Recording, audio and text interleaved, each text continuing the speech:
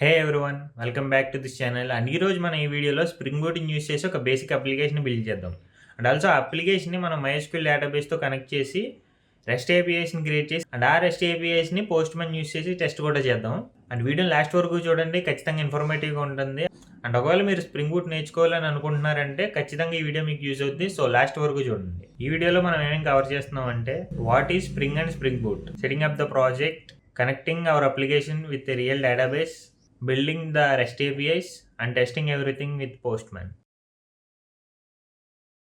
Okay, మనం actual ప్రాజెక్ట్ని build చేసే కన్నా ముందు స్ప్రింగ్ అండ్ స్ప్రింగ్ బూట్ అంటే అని తెలుసుకుందాం. స్ప్రింగ్ అనేది ఒక జావా ఫ్రేమ్వర్క్ అనమాట. ఈ స్ప్రింగ్ యూస్ చేసి మన ఎంటర్ప్రైజ్ అప్లికేషన్స్ ని బిల్డ్ చేయొచ్చు. ఈ స్ప్రింగ్ మనకి డిపెండెన్సీ ఇంజెక్షన్, ట్రాన్సాక్షన్ మేనేజ్మెంట్ అని ఇలాంటి ప్రాసెస్ ని హ్యాండిల్ చేస్తుంది అనమాట. ఈ స్ప్రింగ్ లో కూడా కొన్ని డ్రాబ్యాక్స్ ఉన్నాయన్నమాట. మెయిన్ డ్రాబ్యాక్ వచ్చేసరికి మన XML కాన్ఫిగరేషన్ ని మాన్యువల్ గా చేసుకోవాలి. సో ఈ డ్రాబ్యాక్ ని ఓవర్కమ్ చేయడానికి మనకి స్ప్రింగ్ బూట్ వచ్చింది అనమాట. స్ప్రింగ్ బూట్ అనేది కూడా ఒక జావా బేస్డ్ ఫ్రేమ్వర్క్. ఈ స్ప్రింగ్ బూట్ వచ్చేసరికి స్ప్రింగ్ టాప్ లో బిల్డ్ చేశారు స్ప్రింగ్ యూస్ చేసి. స్ప్రింగ్లో మనం అన్ని మాన్యువల్గా కాన్ఫిగర్ చేసుకోవాల్సి ఉంటుంది. బట్ స్ప్రింగ్ బూట్ వచ్చేసరికి ఆటో కాన్ఫిగరేషన్ ఉంటుంది అనమాట. స్ప్రింగ్ బూటే మనకి ఆటో కాన్ఫిగరేషన్ చేసుకుంటుంది. అండ్ స్ప్రింగ్ బూట్లో మనం బాయిలర్ ప్లేట్ కూడా తగ్గించుకోవచ్చు, అది కూడా కొన్ని అనటేషన్స్ యూస్ చేసి. అండ్ ఈ ప్రాజెక్ట్లో యూస్ చేసే అనటేషన్స్ కూడా మీకు క్లారిటీగా ఎక్స్ప్లెయిన్ చేస్తాను. అండ్ ఆల్సో మనకి స్ప్రింగ్ బూట్లో ఎంబెడెడ్ సర్వర్ ఉంటుంది అనమాట, అదే టామ్కాట్ సర్వర్. సో మనం సపరేట్గా సర్వర్ ఇన్స్టాల్ చేసుకోవాల్సిన అవసరం లేదు. జస్ట్ మనం స్ప్రింగ్ బూట్ అప్లికేషన్ రన్ చేస్తే ఆటోమేటిక్గా అది రన్ అయిపోద్ది అనమాట.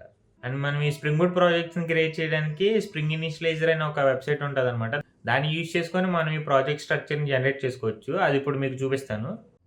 సో ఇప్పుడు మనం స్ప్రింగ్ ఇనిషియలైజర్ వెబ్సైట్లోకి వెళ్ళి మన స్ప్రింగ్ బూట్ అప్లికేషన్ ప్రాజెక్ట్ స్ట్రక్చర్ని డౌన్లోడ్ చేసుకుందాం.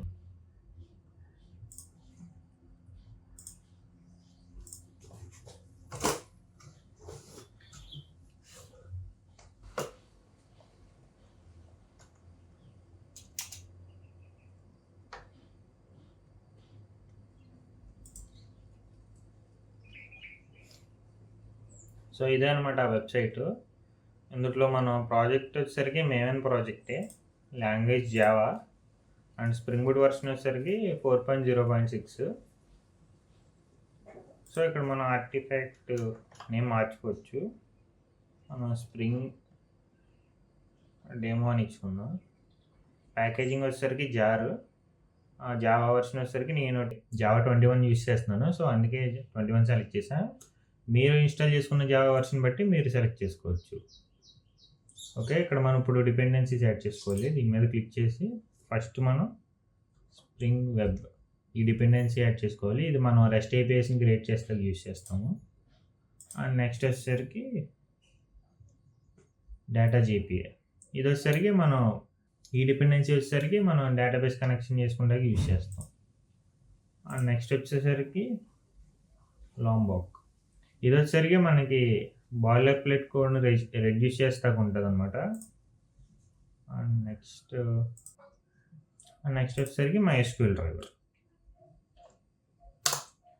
సో ఈ 4 డిపెండెన్సీస్ యాడ్ చేసుకున్నాం. చేసాక ఇక్కడ మనం జనరేట్ అని కొడితే మనకి జిప్ ఫైల్ డౌన్లోడ్ అయిపోద్ది అనమాట.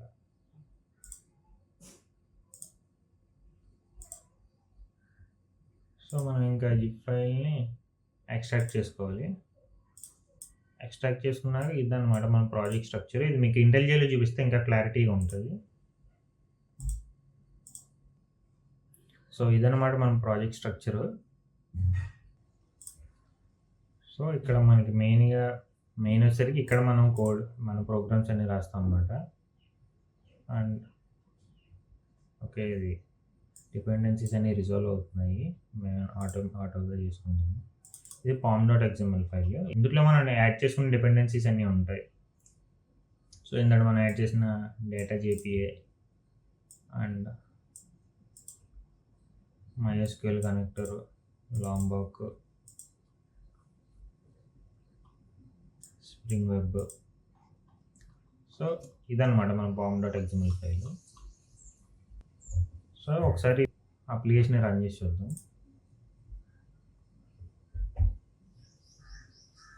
ఇక్కడ అప్లికేషన్ ఫెయిల్ స్టార్ట్ అని వచ్చింది. ఇలాగ ఎందుకు వచ్చిందంటే మనం SQL డ్రైవర్ని ఈ డిపెండెన్సీస్ యాడ్ చేసాం కదా, బట్ మనం డేటాబేస్ కనెక్షన్స్ ఇవ్వలేదు. సో అందుకే ఇలాగ వచ్చింది. ఇప్పుడు ఏం చేయాలంటే మనం MySQL వర్క్ బెంచ్ని ఓపెన్ చేద్దాం. ఫస్ట్ మనం ఒక డేటాబేస్ క్రియేట్ చేద్దాం అనమాట. క్రియేట్ database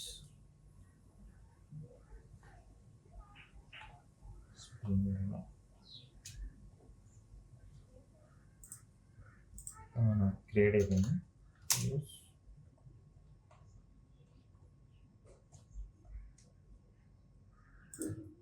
సో ఇది మనం యూజ్ చేస్తున్నాము. ఇక్కడ ఏం చేయాలంటే మనం రిసోర్సెస్లో అప్లికేషన్ డాట్ ప్రాపర్టీస్ అని ఉంటాయి. ఇక్కడ మనం డేటాబేస్ కనెక్ట్ చేసుకుంటాకి మనం క్రెడెన్షియల్స్ అవన్నీ యాడ్ చేయాలన్నమాట.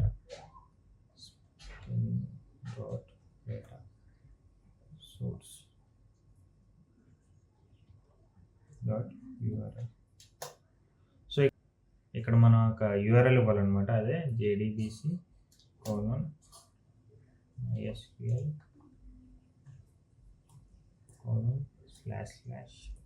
//localhost 3306/springdemo. ఇది మన డేటాబేస్ ఒక యూఆర్ఎల్ అనమాట. నెక్స్ట్ మన యూజర్ నేమ్ అండ్ పాస్వర్డ్ ఇవ్వాలి. spring dot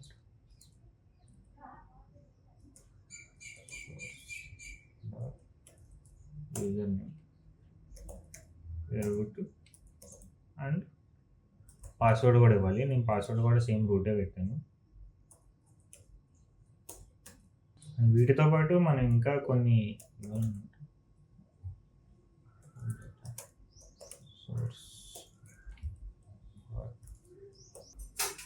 and spring driver class name వచ్చేసరికి మనం MySQL driver class name and spring JPA.hibernate.ddl అనేది అప్డేట్ పెట్టుకున్నాం. ఇది ఎందుకంటే మనకి ఆటోమేటిక్గా టేబుల్స్ క్రియేట్ చేయడానికి అనమాట, క్వరీస్ ఏం రాయకుండా. spring.jpa.showSQL =true అంటే మనం రన్ అయిన SQL క్వరీస్ అన్నీ మనకి కమాండ్ లైన్లో ప్రింట్ చేసిద్ది అనమాట. సో ఇలా చేసాం కదా. ఇప్పుడు ఒకసారి మళ్ళీ రన్ చేసి చూద్దాం స్ప్రింగ్ అప్లికేషన్ని. ఇప్పుడు ఏమొచ్చుద్దో చూద్దాం. చూసారా, Tom cat server started on port 8080 ఉంది. ఇప్పుడు మనం ఏం చేయాలంటే ఓపెన్ చేసి లోకల్ హోస్ట్. సో ఇలాగ ఎందుకు వచ్చిందంటే మనం జస్ట్ అప్లికేషన్ రన్ చేసాం అంటే దానికి మన మ్యాపింగ్ ఏమి ఇవ్వలేదు. సో అందుకే ఇలాగ వచ్చింది. ఒకసారి అప్లికేషన్ స్టాప్ చేసి సో మళ్ళీ చెక్ చేద్దాం. సైట్ కాంట్ బి రీచ్డ్ అని వచ్చింది. ఇది ఎందుకంటే మన అప్లికేషన్ని స్టాప్ చేసాం కాబట్టి. ఒకవేళ స్టార్ట్ చేస్తే ఇలాగ వచ్చింది మనం ఏం మ్యాపింగ్ ఇవ్వకపోతే. లేకపోతే సేమ్ ఎక్కడ చూసినట్టే పేజ్ నాట్ ఫౌండ్ అని వచ్చింది, సైట్ కాంట్ బి రీచ్డ్ అని. సో ఇప్పుడు మన ప్రాజెక్ట్లో ఒక ఎంటిటీని క్రియేట్ చేసుకుందాం అనమాట. ఎంటిటీ అంటే ఏంటంటే ఒక జావా క్లాసు, అది డైరెక్ట్గా మన డేటాబేస్ టేబుల్కి మ్యాప్ అయిపోయి ఉంటుంది అనమాట. మనం ఇప్పుడు మన ప్రాజెక్ట్లో ఒక ఎంటిటీని క్రియేట్ చేసుకుందాం. ఫస్ట్ దానికి ఒక ఫోల్డర్ని క్రియేట్ చేసుకుందాం ఎంటిటీని పెట్టుకోవడానికి. మీరు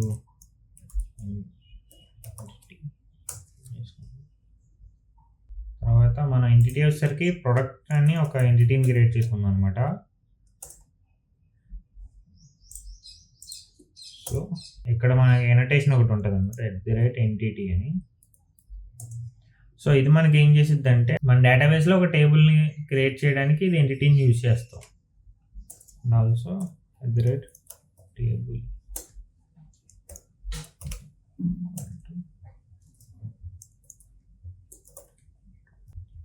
సో ఇక్కడ మనకి ఏం చేసిద్ది అంటే ఎంటిటీ అనేది మన డేటాబేస్ టేబుల్తో మ్యాప్ చేసిద్ది అనమాట.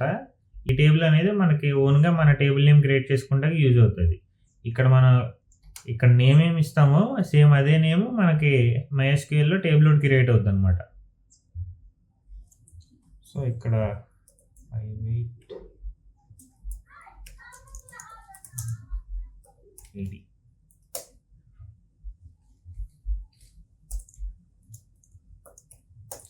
ఈ ఐడి అనే అనోటేషన్ ఏం చేసిద్ది అంటే క్రియేట్ చేసిన ఈ వేరియబుల్ లాంగ్ ఐడి అనే దాన్ని ప్రైమరీ కీ కింద చేసిద్ది అనమాట మన టేబుల్లో.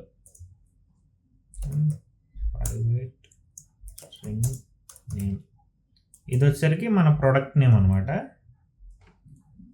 మళ్ళీ ఆ ప్రోడక్ట్కి ప్రైస్ ఉంటుంది కదా,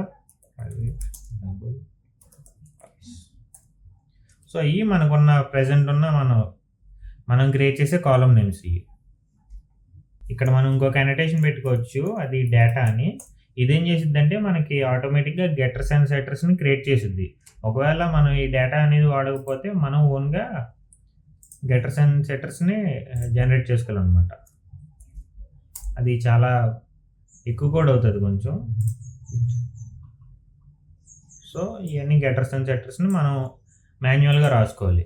ఇలా కాకుండా మనం @డేటా అనే అనటేషన్ వాడితే ఈ డేటా అనే అనటేషన్ మనకు ఆటోమేటిక్గా క్రియేట్ చేసిద్ది అనమాట గెటర్స్ అండ్ సెటర్స్ని. సో ఇది ఎంటిటీ. నెక్స్ట్ ఆల్సో ఇక్కడ మనం ఐడికి ఏం చేద్దామంటే ఇంకొక అనటేషన్ పెట్టుకోవాలి, జనరేటెడ్ వాల్యూ అని. మనకి జనరేటెడ్ వాల్యూ అనే అనటేషన్ ఏం చేసిద్దంటే ఈ ఐడిని ఆటో ఇంక్రిమెంట్ చేసిద్ది అనమాట. మనం ప్రతిసారి ఏపీఐ టెస్టింగ్ చేసినప్పుడు ఐడి పంపించాల్సిన అవసరం లేదు, ఆటోమేటిక్గా ఇంక్రిమెంట్ అయిపోతుంది. సో నెక్స్ట్ ఒక రిపాజిటరీని క్రియేట్ చేసుకుందాం. దానికోసం మళ్ళీ ఇంకొక ఫోల్డర్ క్రియేట్ చేసుకుందాం రిపాజిటరీని.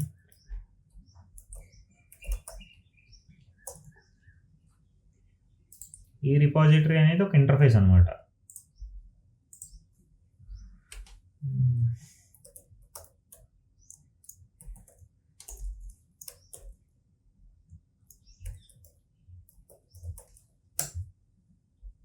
సో ఇక్కడ మనం ఇంటర్ఫేస్ కదా, product repository extends API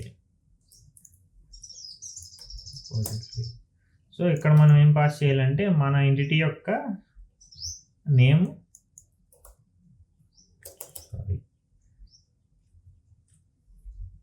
entity యొక్క నేమ్, ప్రోడక్ట్ అండ్ మన ప్రైమరీ కీ యొక్క డేటా టైప్. సో ఇంతే.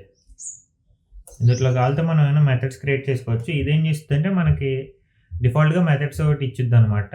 లైక్ ఎలా అంటే ఫైండ్ బై ఐడి,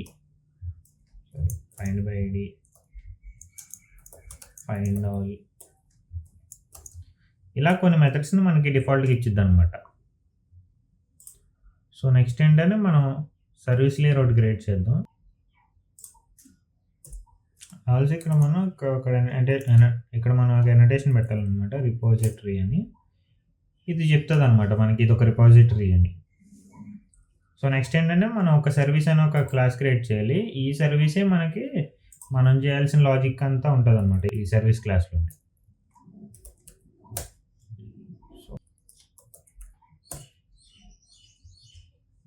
సో ఇక్కడ ఒక క్లాస్ క్రియేట్ చేద్దాం,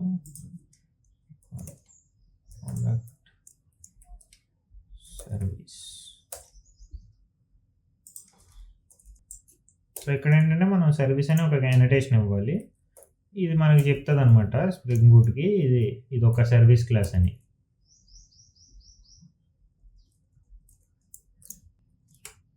సో ఇక్కడ మనం ఏం చేయాలంటే మన ప్రోడక్ట్ రిపాజిటరీని ఇంపోర్ట్ చేసుకోవాలన్నమాట.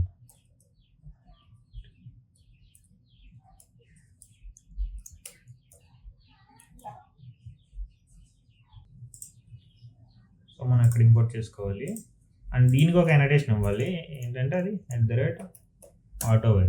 ఈ AutoWord ఏం చేసిద్ది అంటే మనకు ఆటోమేటిక్గా ఆబ్జెక్ట్స్ని క్రియేట్ చేసిద్ది అనమాట. మనం మామూలుగా మాన్యువల్గా మనం క్రియేట్ చేసుకోవాలంటే class name object equal to new class name అని ఇవ్వాలి కదా, కానీ ఇక్కడ అలాగ అవసరం లేదు. ఈ AutoWord అనే అనటేషన్ ఏం చేసిద్ది అంటే మనకు మనం అప్లికేషన్ రన్ అవుతున్నప్పుడు ఆటోమేటిక్గా ఆబ్జెక్ట్స్ని క్రియేట్ చేసి అండ్ వాటితో పని అయిపోయాక ఆటోమేటిక్గా వాటిని డిస్ట్రాయ్ చేసేస్తుంది అనమాట. సో ఇప్పుడు మనకు కావాల్సిన లాజిక్ అంతా ఇక్కడ రాయొచ్చు. సో ఇప్పుడు మనం ఏం చేద్దామంటే గెట్ ఆల్ ప్రొడక్ట్స్. ఇప్పుడు మెథడ్ క్రియేట్ చేద్దాం. ఈ మెథడ్ ఏం చేస్తుందంటే మన డేటాబేస్లో ఉన్న ప్రొడక్ట్స్ అన్నిటిని మనకి రిటర్న్ చేసిద్ది. సో ఇది ఒక పబ్లిక్ మెథడ్. సో మనకి ఇక్కడ లిస్ట్ డేటా స్ట్రక్చర్ కావాలన్నమాట. దీన్ని మనం ఇంపోర్ట్ చేసుకోవాలి.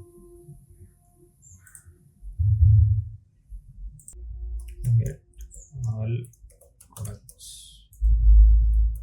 సో ఇక్కడ మనం ఏం చేస్తామంటే మన రిపాజిటరీలో ఉంటుంది కాబట్టి ప్రొడక్ట్ రిపాజిటరీ ఫైండ్ ఆల్. ఈ మెథడ్ ఏం చేసిద్దంటే మన ప్రొడక్ట్స్ అన్నిటిని రిటర్న్ చేసిద్ది అనమాట. సో ఇప్పుడు నెక్స్ట్ ఏంటంటే మనం ఒక single product get product by ID. ఇక్కడ ఏం చేస్తామంటే మనం సేమ్ మళ్ళీ public method option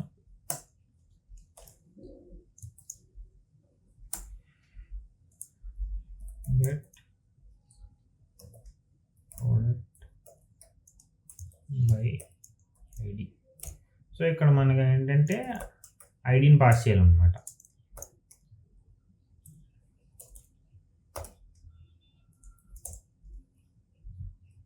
product repository find by ID.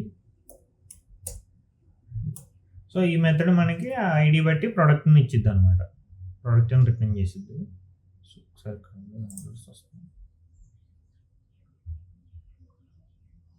Sorry, ఇక్కడ మనం రిటర్న్ అని పెట్టాలి. రిటర్న్. సో ఇది మనల్ని ఇలా రిటర్న్ చేస్తుంది అనమాట. నెక్స్ట్, సో ఇప్పుడు ఏంటంటే మనం క్రియేట్ ప్రోడక్ట్. సో ఈ మెథడ్ ఏం చేస్తుంది అంటే మనం పోస్ట్ రిక్వెస్ట్ని పంపించినప్పుడు ఒక ప్రోడక్ట్ని సేవ్ చేసిద్ది అనమాట డేటాబేస్లో. Public database product create product dot save of product product.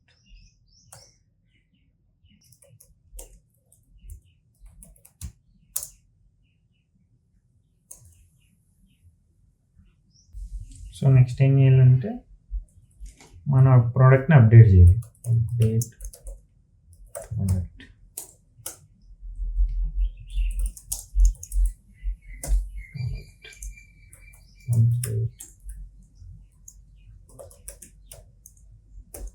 ఇక్కడ మనం ప్రోడక్ట్ని పంపించాలి.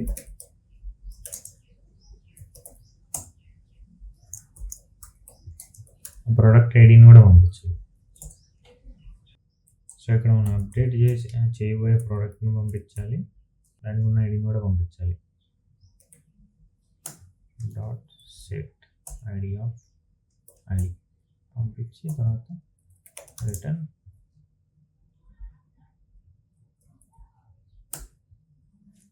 Dot save of updated. So ఈ మెథడ్ ఏంటంటే మనం ప్రోడక్ట్ని అప్డేట్ చేసుకుంటే యూజ్ అవుతుంది. సో ఇంకా నెక్స్ట్ ఏముంది, డిలీట్ ప్రోడక్ట్. సో ఇప్పుడు ఇది మనకి డిలీట్ ప్రోడక్ట్. ఇప్పుడు మెథడ్ ఇక్కడ ఏం చేయాలంటే మనం డిలీట్ చేసిందని మనమే రిటర్న్ చేయాలి కాబట్టి ఇది వాయిడ్ మెథడ్ పెట్టాలన్నమాట. Public void delete product. So మనం ఐడి బట్టే డిలీట్ చేస్తాం కాబట్టి ఇందులో ఐడిని పాస్ చేసుకోవాలి.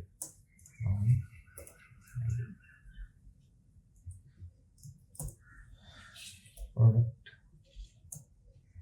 డాట్ డిలీట్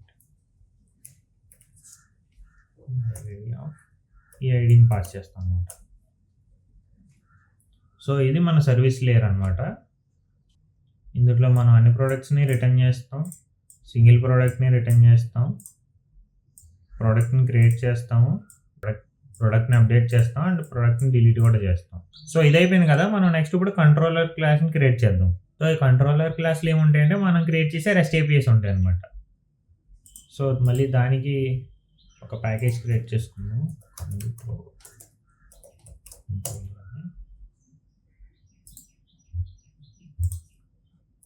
ప్రోడక్ట్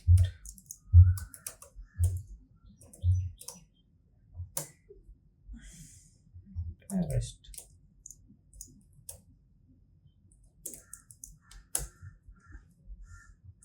సో ఇక్కడ మనం REST కంట్రోలర్ అని ఒక అనోటేషన్ ఇంపోర్ట్ చేసుకుంటాం అనమాట.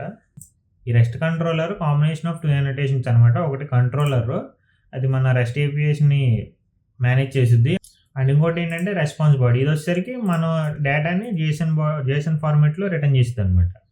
అండ్ దీంతో పాటు ఇంకోటి రిక్వెస్ట్ మ్యాపింగ్ అని ఇంకొక అనోటేషన్ క్రియేట్ చేస్తాం.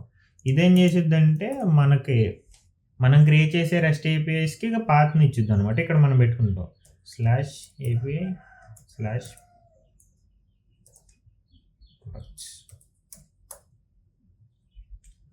సో ఇక్కడ మనం ఏం చేసుకోవాలంటే సేమ్ ఇక్కడ మనం ప్రొడక్ట్ సర్వీస్ని ఇంపోర్ట్ చేసుకోవాలన్నమాట.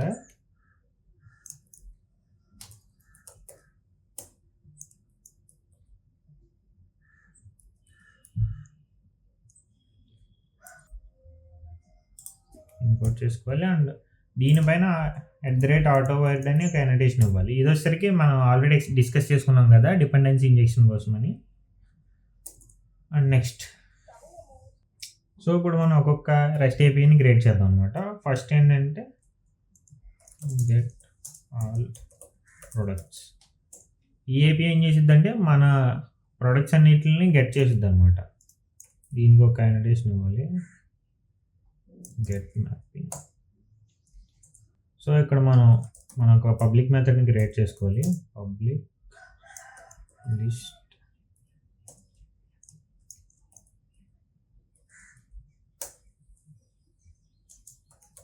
గెట్ ఆల్ అని ఒక మెథడ్ని క్రియేట్ చేసుకుని ఇక్కడ మనం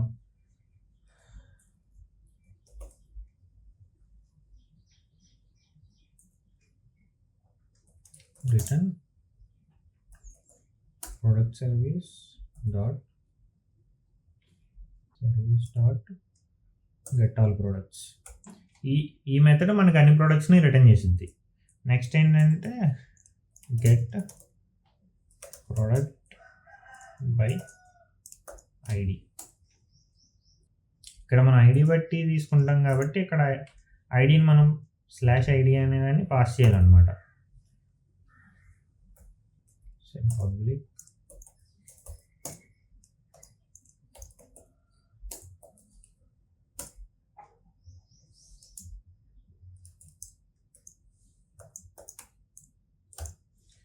సో ఇక్కడ ఏం చేస్తామంటే మనం పాత్ వేరియబుల్ అని ఒకటి పాస్ చేయాలన్నమాట. ఇది ఎందుకంటే మనం ఐడిని పాస్ చేస్తాం కాబట్టి పాత్ వేరియబుల్ అనే దాన్ని ఇవ్వాలి ఈ annotation. So return product service get product by ID of ఐడిని పాస్ చేయాలన్నమాట.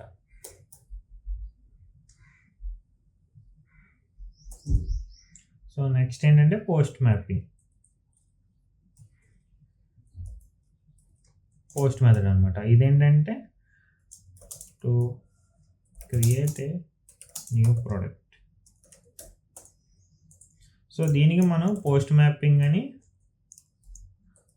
ఒక అనోటేషన్ ఇచ్చుకోవాలి. ఇదేంటంటే మనం క్రియేట్ చేసిన ప్రోడక్ట్ని పోస్ట్ చేసిద్ది అనమాట. సో ఇది కూడా పబ్లిక్ మెథడ్ అనమాట. Public product create. ఇక్కడ ఏంటంటే మనం రిక్వెస్ట్ బాడీ అని అనోటేషన్ అవుతుంది. ఎందుకంటే మనం ప్రోడక్ట్ని క్రియేట్ చేసేటప్పుడు మనం వాల్యూస్ అవి పాస్ చేస్తాం కాబట్టి ఖచ్చితంగా మనం ఈ అనోటేషన్ ఇవ్వాలన్నమాట. Product service dot create product of product. So next వచ్చేసరికి మనకి పుట్ రిక్వెస్ట్. పుట్ అనేది ఏంటంటే to update A product.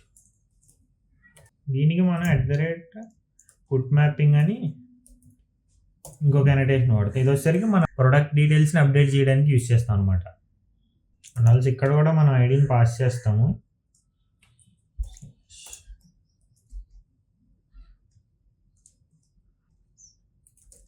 Public product update. And ఇందులో కూడా ఐడిని పాస్ చేయాలి. అండ్ ఆల్సో మనం ప్రోడక్ట్ డీటెయిల్స్ని కూడా పాస్ చేయాలి. నెక్స్ట్ ఇంకా రిటర్న్ చేసాను. Return products service dot update product of ID comma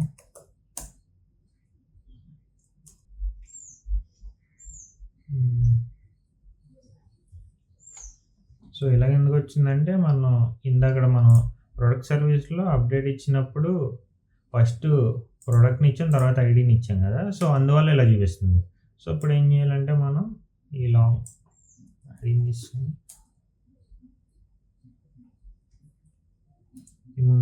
ముందు ప్లేస్ చేస్తే సరిపోతుంది.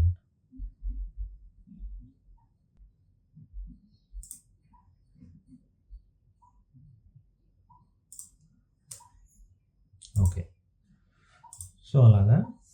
నెక్స్ట్ ఏంటంటే ఇప్పుడు డిలీట్ ఏంటంటే టు డిలీట్ ఏ ప్రోడక్ట్, దీనికి డిలీట్ మ్యాపింగ్ అని అనోటేషన్ యూస్ చేస్తాం అనమాట. ఇది కూడా ఐడి బట్టే యూస్ చేస్తాము. సో ఇక్కడ కూడా మన ఐడిని పాస్ చేయాలి. డిలీట్ పాత్ వేరియబుల్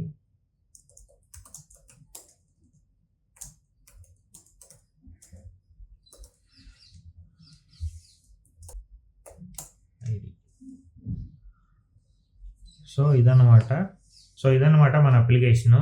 ఈ అప్లికేషన్లో మనం ఎంటిటీని క్రియేట్ చేసాము విత్ ఐడి, నేమ్ అండ్ ప్రైస్తో, అది ప్రోడక్ట్ ఎంటిటీ. అండ్ రిపాజిటరీని క్రియేట్ చేసాం, దాంతోపాటు సర్వీస్ని క్రియేట్ చేసాం, అండ్ రెస్ట్ ఏపీఎస్ని కూడా క్రియేట్ చేసాం అనమాట. మనం MySQL వర్క్ బెంచ్లో డేటాబేస్ని క్రియేట్ చేసాం, బట్ టేబుల్స్ని క్రియేట్ చేయలేదు. ఒకసారి మనం ఇక్కడ షో టేబుల్స్ని రన్ చేసి చూద్దాం. సో ఇక్కడ మన టేబుల్స్ ఏం లేవు కదా. ఇప్పుడు ఈ స్ప్రింగ్ అప్లికేషన్ రన్ చేస్తే మనకి టేబుల్ కూడా క్రియేట్ అవుతుంది, చూడండి.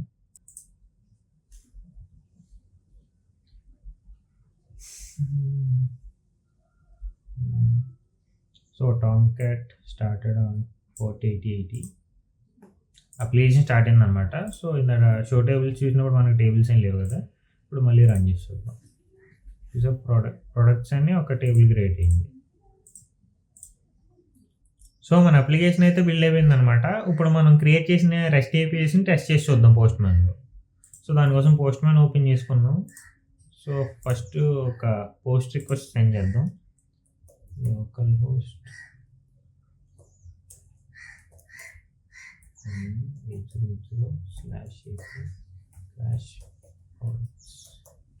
సో చేసాం కదా. మనం డేటా సెండ్ చేస్తే ఇక్కడ బాడీని సెలెక్ట్ చేసుకొని రాలో పంపించాలన్నమాట.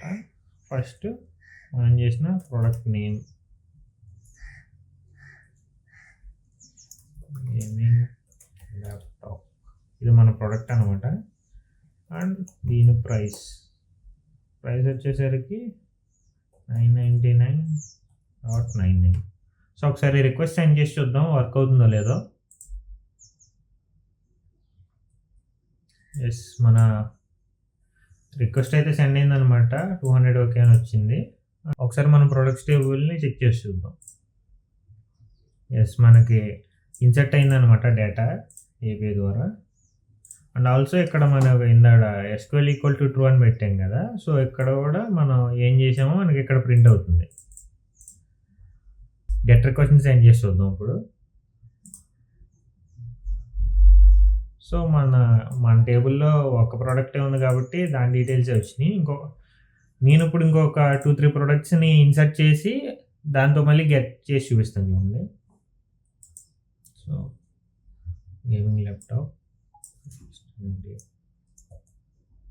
మొబైల్ వచ్చేసరికి 599 సెండ్. ఓకే, ఇది కూడా సెండ్ అయిపోయింది. నెక్స్ట్ వచ్చేసరికి టాయ్ కార్, ఇది వచ్చేసరికి 299.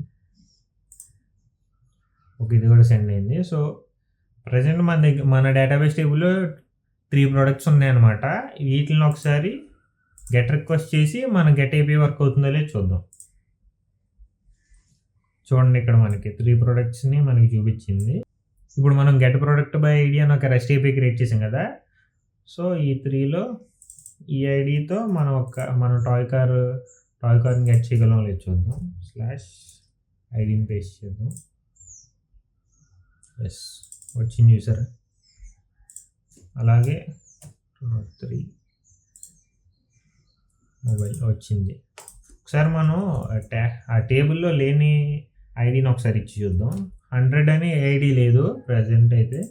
నేను జస్ట్ చూస్తే ఇంకో నల్. ఎందుకంటే నల్ అని వచ్చింది. ఎందుకంటే మన డేటాలో 100 ఐడితో ఏ ప్రోడక్ట్ లేదు కాబట్టి. నెక్స్ట్ ఏంటి? సరే ఒకసారి పుట్ ఐడి చేసి చూద్దాం. టాయ్ కార్ ఐడి 204 కదా, చేసి మనం అప్డేట్ చేయాల్సింది టాయ్ కార్ నేమ్ మార్చేసి మాన్స్టర్ ట్రక్ అని ఇద్దాం. సో అది ఒకసారి సెండ్ చేసి చూద్దాం. టీ మాన్స్టర్ ట్రక్ అని ఇచ్చాను, అందుకే అలా వచ్చింది. సో మన అప్డేట్ అయిపోయి కూడా వర్క్ అవుతుంది అనమాట బాగానే. నెక్స్ట్ వచ్చేసరికి డిలీట్, ఒకసారి డిలీట్ ట్రై చేసి చూద్దాం.